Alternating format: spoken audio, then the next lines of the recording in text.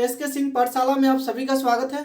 दोस्तों, इस चैनल के माध्यम से बिहार बोर्ड मैट्रिक और ITI का संपूर्ण तैयारी कराया जाता है। और ख़ास बात यह है कि इस चैनल पर आपका 2022 में जो मैट्रिक एग्जाम होने वाला है, मात्र आपको 4 महीने में जो है कंप्लीट करा दिया जाएगा। यानी कि आपका जो है अक्टूबर तक पूरा कंप्लीट रहेगा। नवंबर से आप लोग को जो है क्रैश कोर्स कराया जाएगा।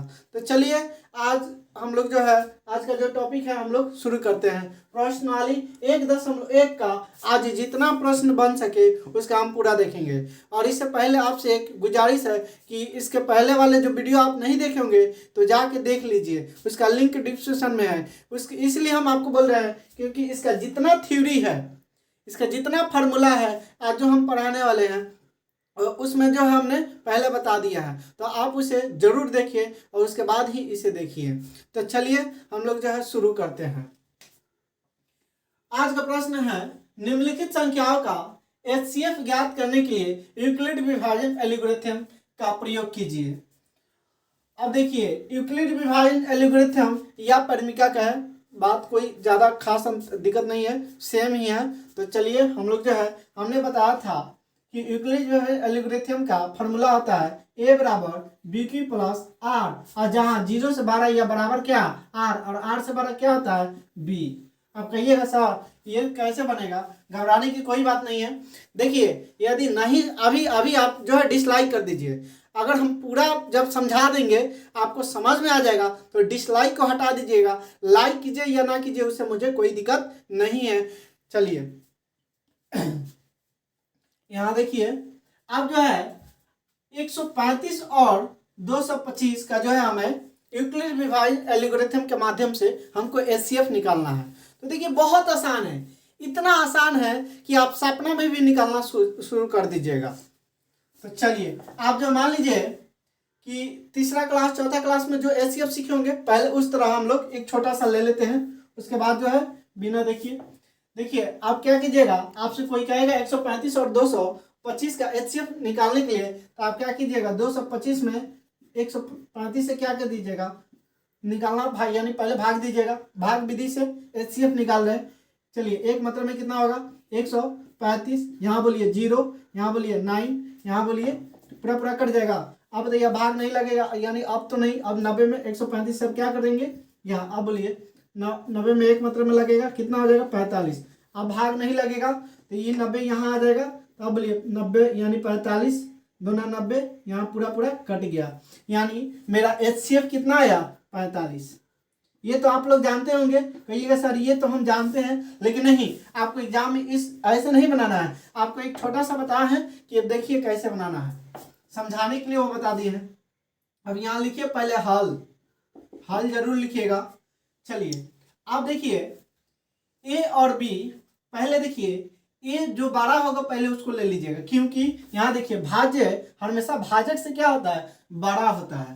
तो A बराबर हो गया 200 कितना 25 और B बराबर हो गया 135। चलिए अब लिखिए यूक्लिड विभाजन एल्गोरिथम से, यूक्लिड विभाजन एल्गोरिथम से, ठीक है। इसका फॉर्मूला आप क्या जानते हैं, A बराबर BQ प्लस R जानते हैं। तो चलिए अब जो है, अब देखिए हमने कहा A बराबर 225 और B बराबर, बताइए A कितना है मेरा 225। चलिए अब यहाँ देखिए, यहाँ इसको भूल जाइए, ये वाला पहले ये वाला पार्ट जो है हमको भूल जाना है, पहले इधर वाला में आइए। A मेरा कितना हो गया 225 और B मेरा भाजक, बताए थे कि B मेरा भाजक है, तो B मेरा कितना है 135। चलिए अब यहाँ देखिए गुन्ना है, कुछ नहीं है तो क्या है गुन्ना है। Q मेरा क्या आया 1, तो यहाँ लिखिए 1, अब प्लस R कितना है R रिमाइंडर यानी शेष 90, तो यहाँ लिखिए 90। अब देखिए स्टेप सेकंड में हम लोग देखते हैं। अब देखिए ये वाला जो है हम लोग पार्ट पढ़ लिए, अब इसे मिटा दीजिए। अब देखिए अब क्या हो गया, A मेरा हो गया 135, B मेरा हो गया 90 और Q मेरा क्या हो गया 1 और R मेरा क्या हो गया 45। ये वाला भाग में देखिएगा। चलिए तो यहाँ लिखिए 135 बराबर 90 गुना 1 और प्लस कितना 45। चलिए ये वाला भाग हो गया।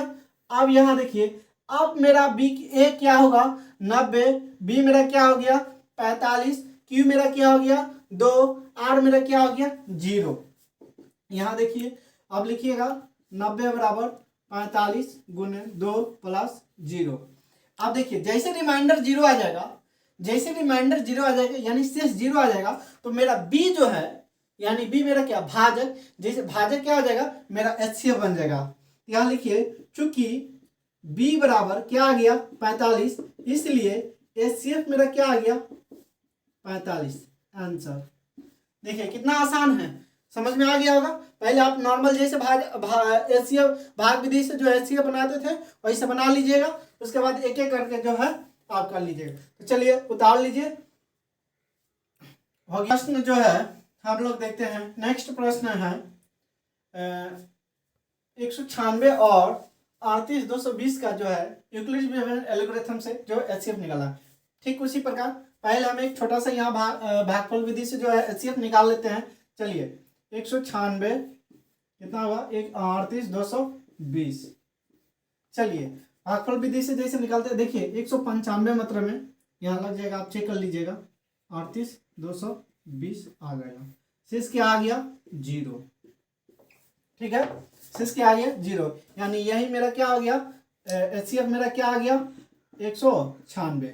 चलिए अब बनाते हैं इधर, यहाँ देखिए यहाँ लिखिएगा हल, दूसरा नंबर बना रहे हैं।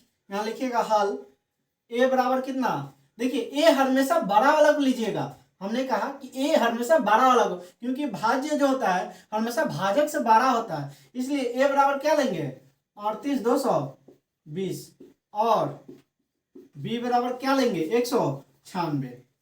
चलिए अब लिख लीजिए फिर यूक्लिड विभाजन एल्गोरिथम से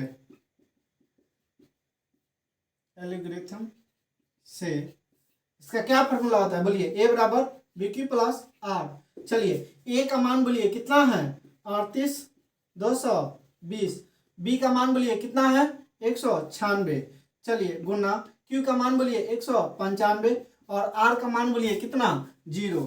अब जैसे हमने कहा जैसे आर 0 आ जाएगा तो मेरा बी क्या आ जाएगा HCF हो जाएगा। तो यहाँ लिखिए चूंकि बी बराबर 196, इसलिए HCF क्या आ गया 196। यानी अगर 196 और 38220 का कोई आपसे HCF पूछे यूक्लिड एल्गोरिथम से, तो ऐसे आप लोग जो है बना लीजिएगा, कोई दिक्कत। चलिए तीसरा, अब हम लोग जो है 3 नंबर प्रश्न देखते हैं। 867 और 255 का जो है यूक्लिड एल्गोरिथम का प्रयोग करके हम लोग को HCF बताना है। तो हमने कहा जैसे आप जानते हैं तीसरा चौथा क्लास में, उसी तरह आप जो है बना लीजिएगा। 255 में कितना से डिवाइड है बताइए, भाग विधि से HCF, इसको बोलते हैं भाग विधि से HCF, लेकिन हम जो इधर बताएंगे तो वह हो जाएगा यूक्लिड एल्गोरिथम का।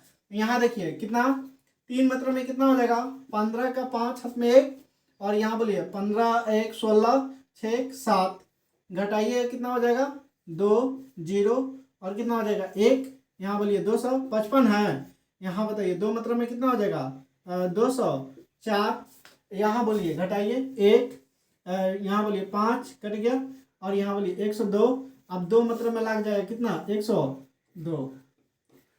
चलिए अब यहाँ बनाते हैं 3 नंबर का हल, देखिए लिख रहे हैं। यहाँ लिखिए ए बराबर कितना, हमने कहा ए हमेशा बड़ा वाला लिखना है, कितना है बड़ा वाला 867, और बोलिए बी बराबर कितना 255 है ना। तो चलिए अब लिखिए यूक्लिड विभाजन एल्गोरिथम से क्या जानते हैं ए बराबर बी क्यू प्लस आर। अब यहाँ देखिए अब ए क्या है, ए मेरा कितना है 867, बी मेरा क्या है 255, यहाँ भी देख लीजिए ना ए बराबर 867 और बी बराबर क्या है 255, तो क्यू बराबर क्या आ गया देखिए, तो क्यू बराबर क्या आ गया 3 जोड़ रिमाइंडर R4 क्या हो गया, रिमाइंडर, यानी शेषफल कितना आया 102। ये वाला पार्ट खत्म। अब सेकेंड स्टेप में देखते हैं। अब देखिए 255 बराबर, यहाँ देखिए अब ये मेरा भाज्य हो गया, ये मेरा भाजक हो गया, ये मेरा भागफल हो गया, ये मेरा शेष हो गया। तो 255 और यहाँ देखिए 102 गुना 2 प्लस क्या आ गया 51। फिर नेक्स्ट यहाँ देखिए अब ये दूसरा चरण हो गया। अब तीसरा चरण में आते हैं। तो अब मेरा A 102 हो गया और B मेरा 51 हो गया और Q मेरा 2 हो गया और R बराबर 0 हो गया। यहाँ लिखिए 102 बराबर 51 गुने 2 प्लस 0। अब हमने कहा जैसे R 0 आ जाए वैसे क्या होता है, आगे जो है रुक जाएगा, मतलब जैसे R 0 आ जाए वहां छोड़ दीजिएगा। अब जो है जो मेरा B होगा वही मेरा HCF हो जाएगा। तो यहाँ देखिए चूंकि B बराबर क्या आ गया 51, यहाँ देखिए ना B बराबर क्या आ गया 51, तो इसलिए HCF बराबर 51 आंसर। कोई दिक्कत नहीं ना। चलिए अब नेक्स्ट दूसरा प्रश्न हम लोग जो देखते हैं। तो मेरा दूसरा प्रश्न है दर्शाइए कि कोई भी धनात्मक विषम पूर्णांक 6q + 1 या 6q + 3 या 6q + 5 के रूप का होता है जहां q कोई पूर्णांक है। चलिए तो हाल हम लोग जो है करते हैं। माना कि a कोई धनात्मक पूर्णांक है, मान लिए कि ये दिया हुआ है 6q + 1। और देखिए हम बताए थे आपको bq प्लस क्या होता है 1 और सॉरी r, a बराबर bq + r। अब देखिए ये b मेरा क्या आ जाएगा 6, यहाँ देखिए q अपने जगह पर है और r क्या है ये अपने जगह पर यानी 1 है। तो यहाँ देखिए हम लिख सकते हैं माना कि a कोई धनात्मक पूर्णांक है तथा b बराबर क्या आ गया, देखिए यहाँ b बराबर, यहाँ देखिए a नहीं है, ये वाला फॉर्म हमको दे दिया है और ये वाला गायब है। तो a को हमने क्या मान लिया धनात्मक पूर्णांक है तथा b बराबर क्या मान लिए 6, दिया है माने नहीं दिया है। चलिए चूंकि यहाँ देखिए 0 r कभी भी या तो 0 होगा और नहीं तो 0 से बड़ा होगा, लेकिन b से क्या होगा छोटा होगा। तो यहाँ लिखा हुआ है 0 से 12 या बराबर r हो सकता है और r से बड़ा क्या होगा b होगा, यानी b से छोटा ऑलवेज जो है छोटा होता है कौन r। इसलिए संभावित मान शेषफल क्या हो सकता है। अब देखिए b मेरा क्या है भाजक है, हमने कहा भाजक से हमेशा छोटा रहता है कौन शेषफल। तो यहाँ देखिए शेषफल क्या क्या हो सकता है, इससे छोटा बोलिए 0 होगा, 1 होगा, 2 होगा, 3 होगा, 4 होगा और क्या होगा 5 होगा। हमेशा भाजक से छोटा होगा शेषफल, इससे बड़ा हो ही नहीं सकता। यहाँ देखिए तब अतः संख्या निम्न रूप से हो सकती है। अब संख्या क्या क्या हो सकती है 6q हो सकती है, 6q + 1 हो सकती है, 6q + 2 हो सकता है, 6q + 3 हो सकता है, 6q + 4 हो सकता है और 6q + 5 हो सकता है। ये संख्या हो गया। तो जहाँ q क्या है मेरा भागफल है, हमने आपको पिछली क्लास में हम बता दिए थे कि b मेरा क्या हो गया भाजक हो गया, q मेरा क्या हो गया भागफल हो गया, r मेरा क्या हो गया शेषफल हो गया, a मेरा क्या हो गया भाज्य हो गया। यहाँ देखिए जहाँ q मेरा क्या है भागफल है, चूंकि a विषम धनात्मक पूर्णांक है। आपके प्रश्न में कह रहा है कि दर्शाइए कि कोई भी धनात्मक विषम पूर्णांक, तो इसलिए शेषफल भी क्या होगा विषम संख्या, अर्थात 1 होगा या तो 3 होगा या तो 5 होगा। अतः लास्ट में लिख लीजिएगा, अतः कोई भी धनात्मक विषम पूर्णांक 6q + 1 या 6q + 3 या 6q + 5 के रूप में होता है।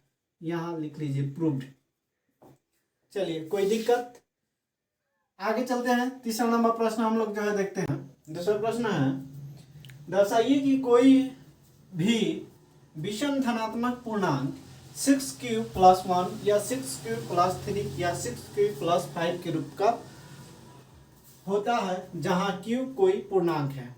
चलिए कोई बात नहीं, आप पहले लिखिएगा हल। माना a कोई धनात्मक विषम पूर्णांक है।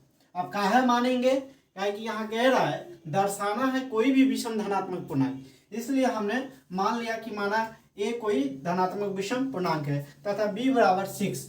आप कहिएगा b बराबर 6 कहाँ से ला दिए, तो देखिए हमने आपको बताया था ए बराबर बी क्यू प्लस क्या होता है आर। यहाँ देखिए मान लीजिए ये लीजिए चाहे ये लीजिए, तीनों में कॉमन है, 6q प्लस क्या हो जाएगा 1, इसको हमने ले लिया। और देखिए b की जगह क्या है 6, q की जगह q, r की जगह क्या है 1। ये यहाँ पर मतलब ये जो है सेट कर दे रहा है। तो आप देखिए b बराबर क्या आ गया, देखिए b बराबर क्या आ गया 6। तो यूक्लिड डिवाइड एल्गोरिथम से a बराबर, इसका फॉर्मूला आप लोग जानते हैं, a बराबर बी क्यू प्लस आर, जहाँ 0 से 12 या बराबर क्या होता है r। r जो हमेशा जो है 0 से 12 होता है या b से क्या होता है छोटा होता है। तो 0 से 12 या बराबर r और b से क्या होता है छोटा होता है। तो देखिए a बराबर 6q प्लस r समीकरण 1 हमने क्या किया मान लिया, जहाँ 0 से 12 या बराबर r। हमेशा r हमने बार बार कह रहे हैं कि हमेशा जो है r या तो 0 होगा और नहीं तो 0 से 12 होता है, और b से क्या होता है छोटा होता है। तो बताइए यहाँ r का संभावित मान क्या क्या हो सकता है, जब b का मान यानी b मेरा क्या है भाजक है और r मेरा क्या है शेषफल है। तो हमेशा जो है भाजक से जो है छोटा होता है कौन शेषफल। तो बताइए जब भाजक 6 है तो शेषफल क्या क्या हो सकता है, 0 होगा, 1 होगा, 2 होगा, 3 होगा, 4 होगा और क्या होगा 5 होगा, ये और 6 नहीं होगा। 6 जैसे मान लीजिए कि ये मान लीजिए कि कोई हम डिवाइड किए और यहाँ 6 आ गया, तो फिर तो भाग लग जाएगा ना। तो भाग लग जाएगा तो 6 एकम क्या हो जाएगा 6, तो कट के क्या हो जाएगा 0। तो हमेशा जो है भाजक के बराबर नहीं हो सकता है, भाजक से कम ही होगा और नहीं तो 0 होगा। तो यहाँ r का मान क्या क्या हो सकता है 0, 1, 2, 3, 4, 5। अब देखिए r का मान 0, 1, 2, 3, 4, 5। अब क्या करेंगे r का मान समीकरण 1 में बारी बारी से रखने पर। तो देखिए एक बार हम r का मान 0 लेंगे, तब देखिए मेरा a बराबर बी क्यू प्लस, देखिए ये a बराबर बी क्यू प्लस r। अब देखिए यहाँ बी क्यू की जगह देखिए 6q समीकरण यहाँ है 6q प्लस r। अब देखिए r का मान हम जब 0 लेंगे तो 6q प्लस 0, और जब 0 क्या कोई वैल्यू नहीं रहता है तो क्या हो जाएगा 6q। तो यहाँ देखिए क्या आया 6q। जब r का मान 1 लेंगे तब ये क्या हो जाएगा a बराबर 6q प्लस 1। जब r का मान 2 लेंगे तो a बराबर क्या हो जाएगा 6q प्लस 2। जब r का मान 3 लेंगे तो इसी प्रकार हो जाएगा a 6q प्लस 3। जब r का मान 4 लेंगे तब a बराबर 6q प्लस 4। जब r का मान 5 लेंगे तो इसी प्रकार 6q प्लस 5 होगा। अब देखिए कोई भी सम संख्या 0, 2, 4, 6, 8, 10, 12, 14, 16, 18, 20, 22 ये सब क्या होता है सम संख्या होता है। अब विषम संख्या क्या क्या होगा 1, 3, 5, 7, 9, 11 ये सब क्या है विषम संख्या है। तो यहाँ देखिए 6q और 6q प्लस 2, 6q प्लस 4 ये सब क्या हो गया सम संख्या हो गया। तो यहाँ देखिए लिखा हुआ है यहाँ 6q प्लस 2 तथा 6q प्लस 4 सम संख्या का व्यापक रूप है। अतः किसी भी धनात्मक विषम पूर्णांक 6q प्लस 1, 6q प्लस 3 तथा 6q प्लस 5 के रूप का होता है। यहाँ प्रूव्ड लिख लीजिए। चलिए अब आप लोग जल्दी जल्दी उतार लीजिए, यदि समझ में आ गया होगा तो एक लाइक कर दीजिए। चलिए हम लोग जो है अब अगला प्रश्न देखते हैं। प्रश्न कह रहा है किसी परेड में 616 सदस्यों वाली एक सेना की टुकड़ी को 32 सदस्यों वाले एक आर्मी के बैंड के पीछे मार्च करना है। दोनों समूहों को समान संख्या वाले स्तंभों में मार्च करना है। उन स्तंभों की अधिकतम संख्या क्या है जिसमें वे मार्च कर सकते हैं। पहले हम आपको एक समझने के लिए बता देते हैं कि जब भी अधिकतम क्या है तो आप तुरंत HCF निकाल दीजिएगा, ठीक है। और वहीं हमारा न्यूनतम कहता तो हम जो है LCM निकालते हैं, क्योंकि हम कल आपको बताए थे कि HCF का पूरा नाम होता है हाईएस्ट कॉमन फैक्टर यानी अधिकतम संख्या, और LCM का अर्थ होता है लोएस्ट कॉमन मल्टीपल यानी सबसे न्यूनतम संख्या। तो यहाँ देखिए हम क्या करेंगे HCF निकालेंगे। तो पहले लिख लेते हैं एक टुकड़ी में मार्च करने वाले सदस्यों की संख्या कितना है 616। एओ का कितना दिया है 616, आयो कितना है 32। तो फिर लिखेंगे तथा दूसरी टुकड़ी में मार्च करने वाले सदस्यों की संख्या कितना है 32 है। स्तंभों की अधिकतम संख्या जिनमें मार्च करेगी। अब हमने कहा जैसे ही अधिकतम कहेगा हम क्या करेंगे कि HCF निकाल देंगे। अब देखिए HCF कितना कितना के लेंगे 616 और 32 का।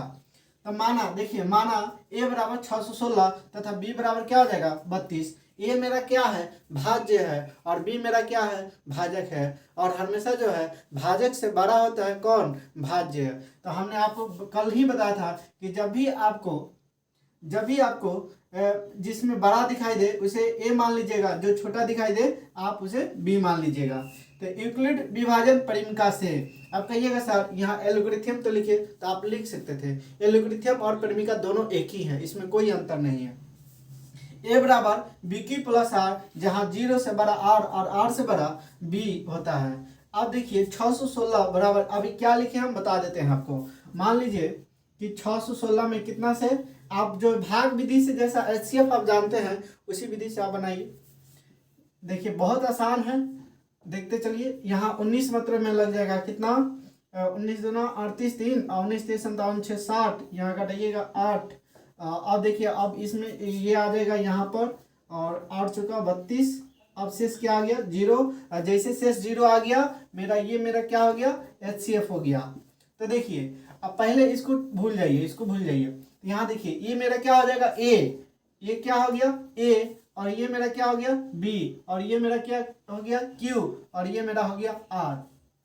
यहाँ देखिए A बराबर BQ प्लस R, जहाँ 0 से 12 ये बराबर R और R से बड़ा B। A की जगह बोलिए 616, B की जगह बोलिए 32 और Q की जगह बोलिए क्या होगा 19 और R की जगह क्या होगा 8।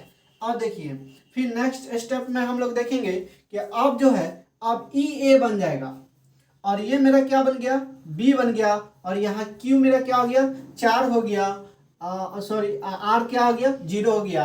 अब जैसे R 0 होगा तो वहाँ क्या हो जाता है HCF मेरा मालूम हो जाता है। तो अब देखिए A बराबर 32 और B बराबर क्या हो गया 8, Q बराबर क्या हो गया 4 और R बराबर क्या हो गया 0। अब देखिए चूंकि R बराबर 0 आ गया, हमने कहा जैसे R बराबर 0 हो गया वहीं पर HCF हमारा मालूम हो जाएगा। तो ये देखिए इसलिए HCF इतना का 8 होगा। तो अब देखिए यही मेरा जो है 8 स्तंभ यानी आंसर आ गया। चलिए उतार लीजिए, नहीं उतारे होंगे तो कोई बात नहीं, आपका PDF आपके व्हाट्सएप पर चला जाएगा। अगला प्रश्न है 4 नंबर, यूक्लिड विभाजन परिमिका का प्रयोग करके दर्शाइए कि किसी भी धनात्मक पूर्णांक का वर्ग किसी पूर्णांक m के लिए 3m या 3m प्लस 1 का रूप होता है। चलिए घबराने की कोई बात नहीं, जिस तरह हम लोग दूसरा प्रश्न बनाए थे उसी तरह हम लोग चौथा नंबर प्रश्न बनाएंगे। तो यहाँ लिखिएगा हल।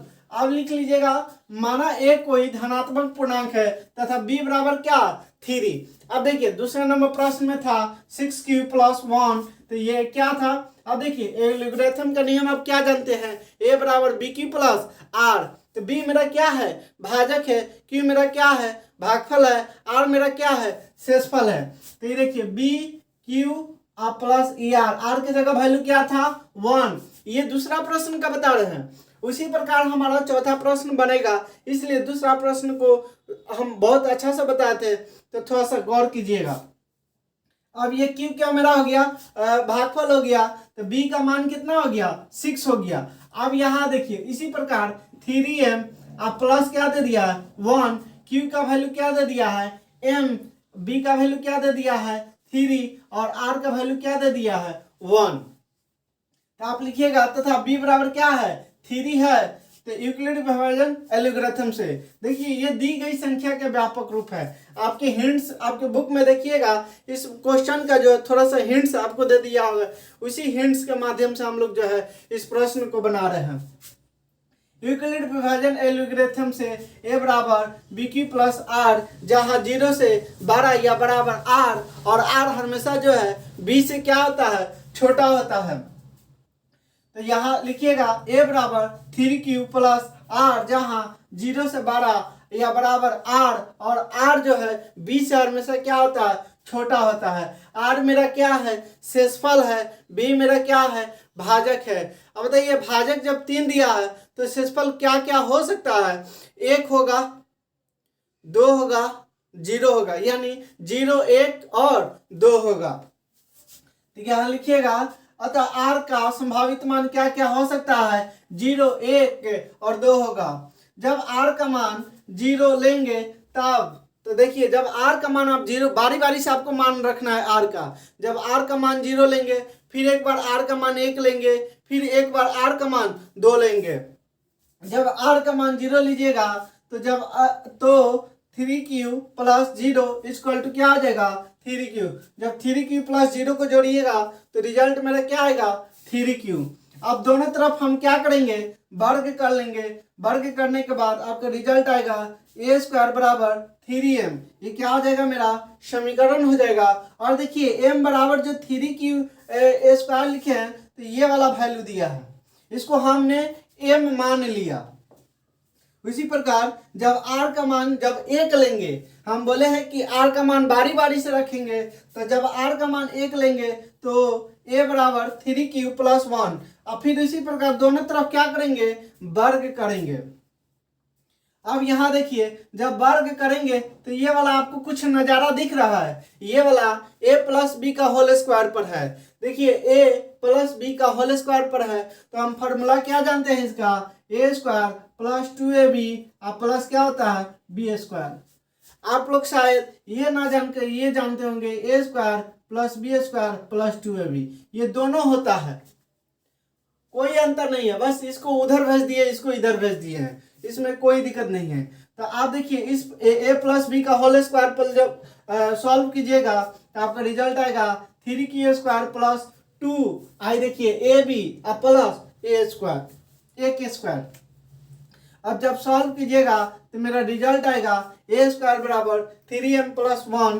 समीकरण इसको 2 मान लिए। अब जहाँ m बराबर 3q² प्लस 2q, देखिए ये वाला को हमने क्या मान लिया, m मान लिया। यहाँ हम इसको m माने थे और वहाँ उसको m मान लिए। ऐसा क्यों कर रहे हैं, क्योंकि आपके बुक में स्पष्ट रूप से कह दिया है, हिंट्स में, क्वेश्चन के देखिएगा हल्का सा हिंट्स में लिखा है।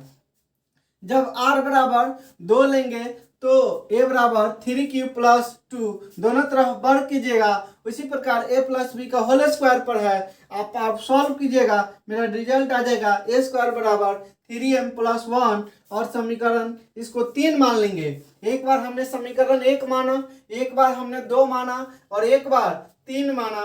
इसी प्रकार जब सॉल्व कीजिएगा तो जहाँ m बराबर 3q² प्लस 4q प्लस क्या हो जाएगा, 1 हो जाएगा, ये वाला भाग। यहाँ देखिए इसको m माने हैं, यहाँ देखिए इसको m माने हैं और इसको यहाँ m मान लिए हैं। कोई दिक्कत नहीं ना। तो चलिए अब एक लाइन और है, ज्यादा वर्क का नहीं है, बस यहाँ लिखिएगा नीचे समीकरण 1, यहाँ देखिए समीकरण 1 और यहाँ लिखिएगा समीकरण 2 और समीकरण 3। हमें समीकरण 1, समीकरण 2 और समीकरण 3 तीनों से किसी भी धनात्मक पूर्णांक का वर्ग 3m, देखिए यहाँ 3m, यहाँ आया मेरा 3m, यहाँ देखिए 3m प्लस 1, यहाँ देखिए आया है 3m प्लस 1 और 3m प्लस के रूप में होता है जहाँ m बराबर धनात्मक पूर्णांक है। यहाँ प्रूफ्ड लिख लीजिए। कोई दिक्कत, हमें आशा होगा कि आप लोग को ये समझ में आ गया होगा। यदि किसी प्रकार का कोई दिक्कत है तो आप हमें व्हाट्सएप पर बता सकते हैं।